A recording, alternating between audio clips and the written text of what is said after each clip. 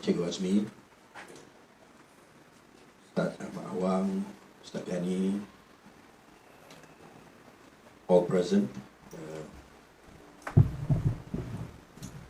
Occasions like this are actually very difficult for me, because we know that most of the Muslims all over the world are facing similar situations, and the leadership of the Muslims are actually failing the Muslim Ummah,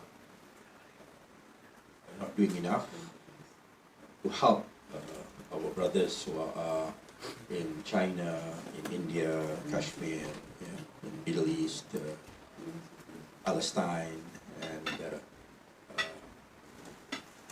Europe, and so many other places.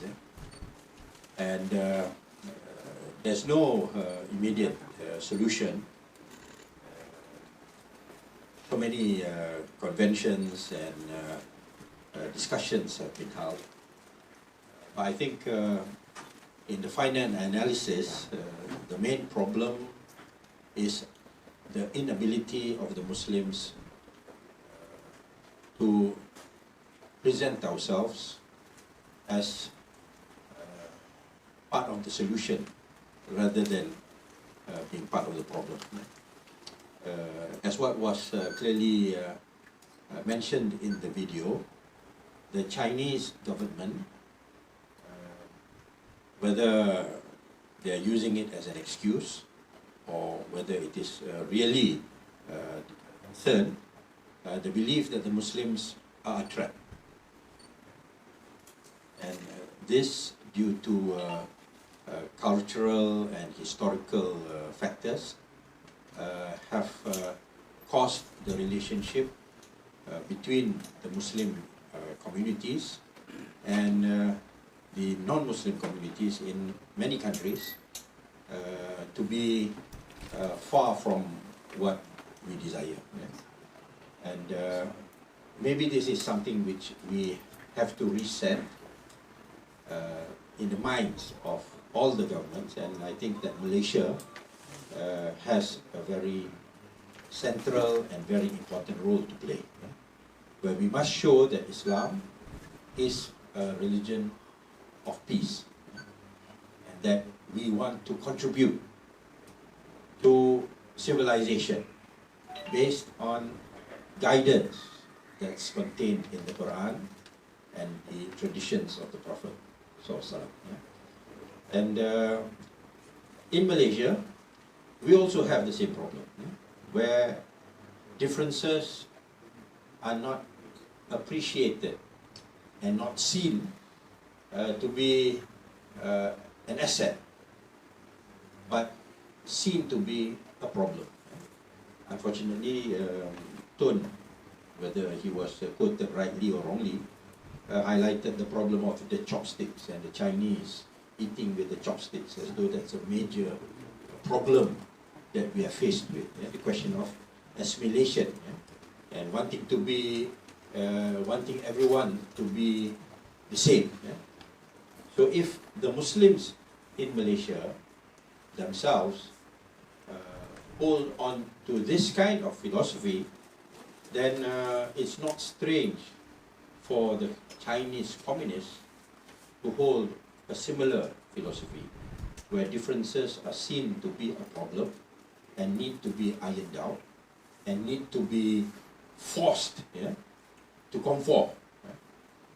Islam does not hold to that philosophy. I think we all understand how Allah has created everyone different races, different religions, different languages, and how Islam teaches us to respect them, all these differences, as a sign of Allah's greatness, not as a problem that has to be rid of.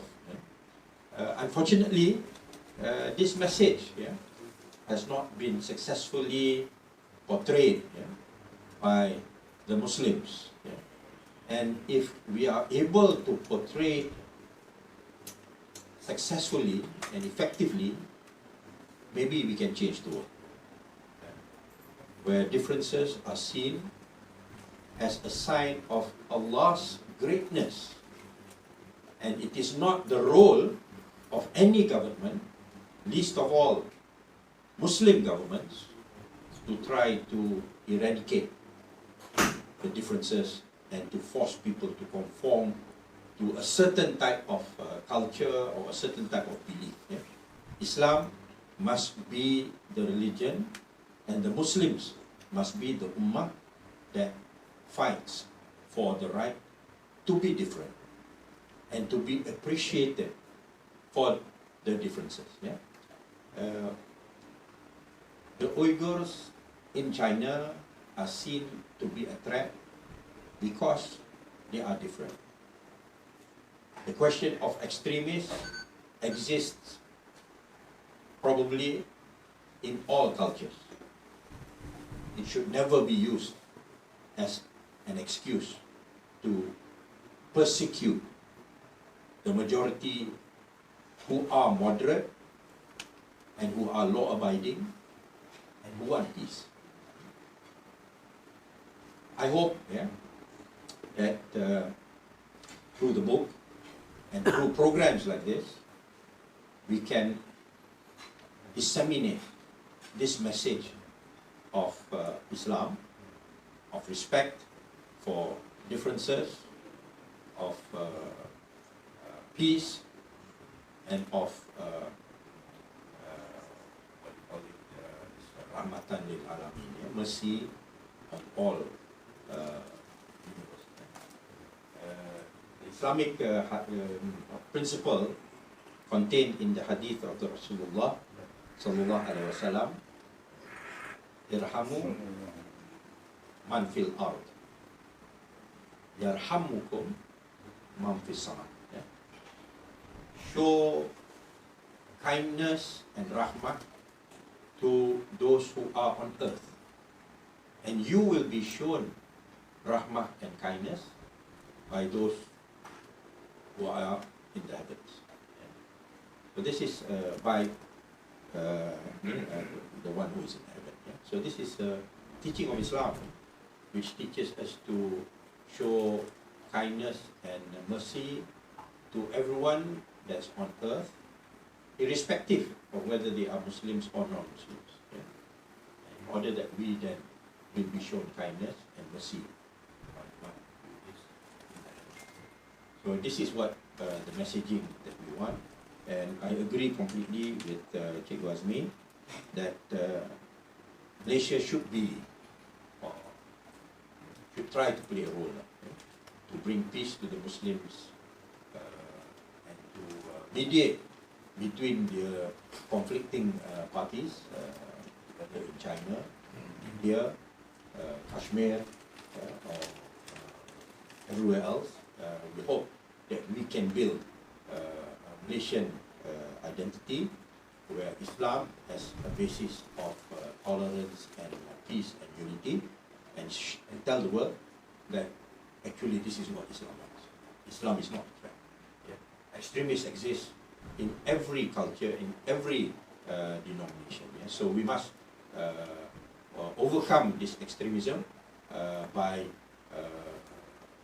supporting the message of peace and of understanding.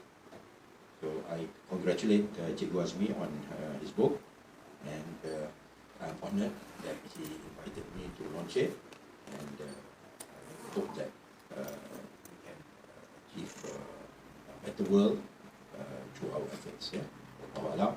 Wabillahi taufiq wal hidayah. Assalamualaikum warahmatullahi taala wabarakatuh.